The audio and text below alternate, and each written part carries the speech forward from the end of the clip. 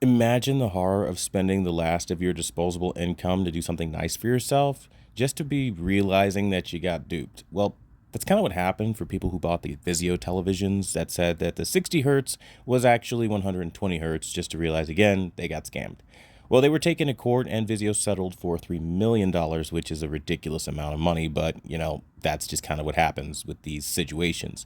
Now, a lot of people throw the word conspiracy theorist around because I, unlike every other AV YouTuber, I have been the single whistleblower. I tell you about a lot of things that happen and I call attention to it in a real world sense as to its implications and what it means for you.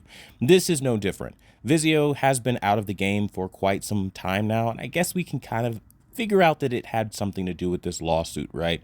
The fact that you have pending litigation makes it a little hard for you to kind of hit the forefront or the ground running.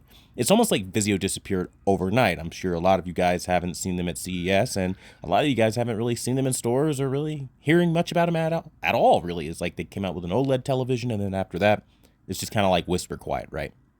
Well, a lot of people are angry at Vizio because this basically means that you show up with money in hand and then you try to pay said money in hand, you being the responsible adult that you are, doing your part, showing up to a business deal, paying and expecting a product or service, right? Well, Vizio decided that they were going to tell you one thing and then bait and switch. And that pissed off a lot of people and they lost a lot of customers. And it's going to continue to happen like that because people are not happy with being lied to. And even though nobody likes to hear the truth because it's uncomfortable, it still resonates with people when they hear it. And more importantly, when they experience the truth for themselves, that's where the magic happens.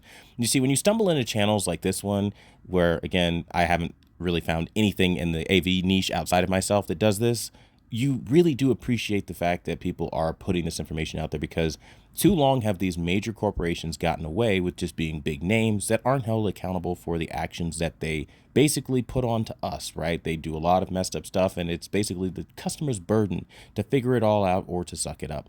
Well, I'm glad to see that in California, they were held accountable and they had to settle for $3 million. Now, this is chump change to companies like that, but it does set a precedence that they can't just do whatever they want.